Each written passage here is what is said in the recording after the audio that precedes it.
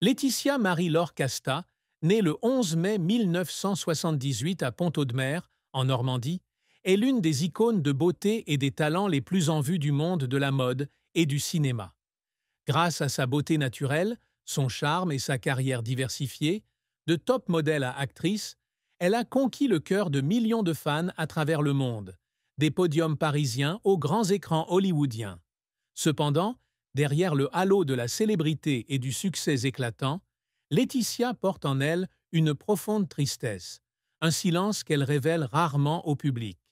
La plus grande tristesse de sa vie n'est pas un événement précis, ni une perte évidente, mais le sentiment d'être tiraillée entre ses aspirations personnelles et ses responsabilités familiales, en particulier envers ses 4 enfants.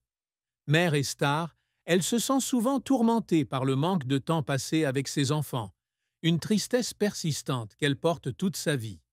Élevée dans une famille bourgeoise normande, Laetitia était la fille de Dominique Casta, chef d'entreprise d'origine corse, et de Lynne Blin, comptable d'origine normande. Elle avait un frère aîné, Jean-Baptiste, et une sœur cadette, Marie-Ange, qui a ensuite poursuivi une carrière de mannequin et d'actrice. Son enfance fut rythmée par des journées idylliques dans la campagne normande et des vacances d'été en Corse, où elle trouvait le bonheur dans la nature et la liberté. Cependant, cette vie simple comportait aussi son lot de chagrins.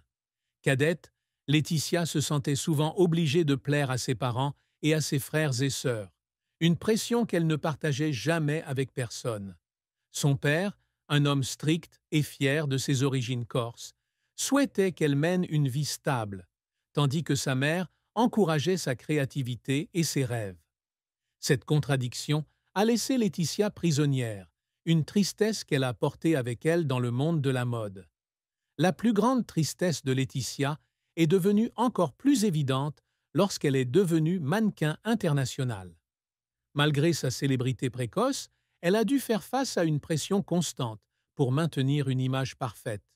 En tant qu'ange de Victoria's Secret et égérie de L'Oréal, elle était constamment scrutée pour son apparence, son style et sa vie personnelle.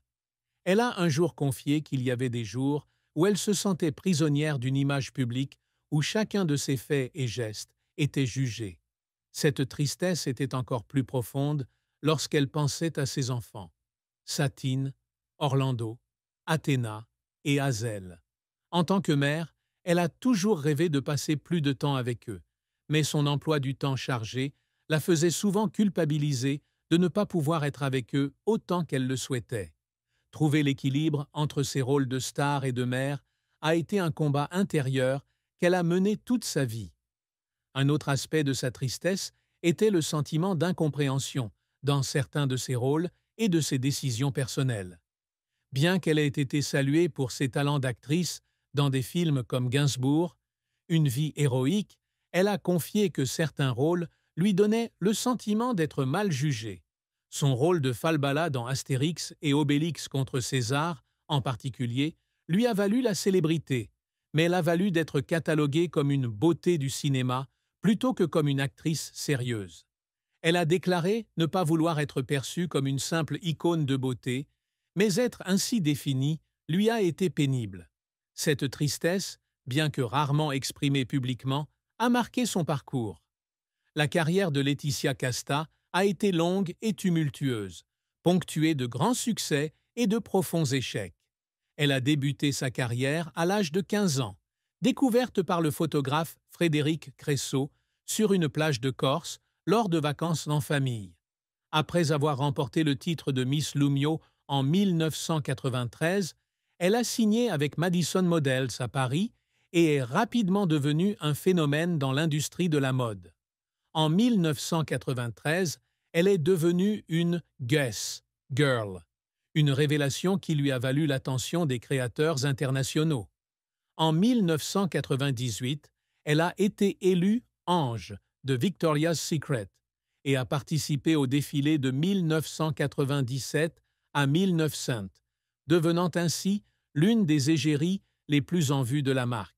Ce rôle, ainsi que son contrat d'ambassadrice pour L'Oréal depuis 1998, l'ont propulsée au sommet de la gloire avec plus de 250 couvertures de magazines, dont Vogue, Elle, Cosmopolitan et Rolling Stone.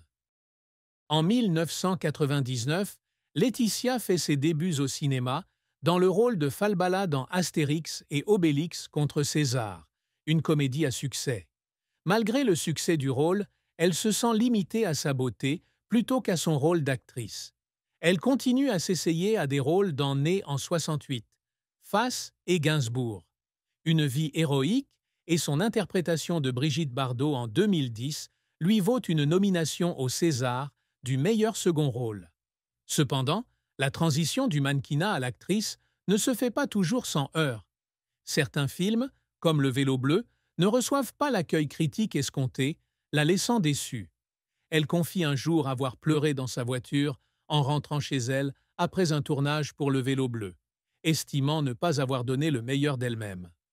Dans les années 2010, Laetitia continue de travailler sur des films comme Arbitrage, Un homme fidèle et La Croisade, tout en s'essayant au théâtre avec des pièces comme Ondine et Scènes de la vie conjugale. En 2016, elle fait ses débuts de réalisatrice avec le court-métrage En moi, présenté en avant-première à la Semaine de la critique du Festival de Cannes. Cependant, En moi ne rencontre pas un accueil très favorable, un échec qui la blesse. Elle confie avoir beaucoup pleuré après la première, estimant avoir mis tout son cœur dans le projet, mais craignant que le public ne comprenne pas sa vision. Pourtant, sa persévérance et sa passion lui ont permis de tenir le coup, et elle est toujours considérée comme l'une des figures emblématiques de la mode et du cinéma français. La fin tragique de Laetitia Casta, comme le suppose cet article, survient en 2024, lorsqu'elle décide de se retirer du monde du spectacle après un scandale médiatique impliquant sa vie privée. Un tabloïd français publie de fausses informations sur son mariage avec Louis Garrel, déclenchant une vague de critiques publiques. Bien qu'elle et Louis aient nié les faits, la pression des médias et des réseaux sociaux la plonge dans un état de dépression.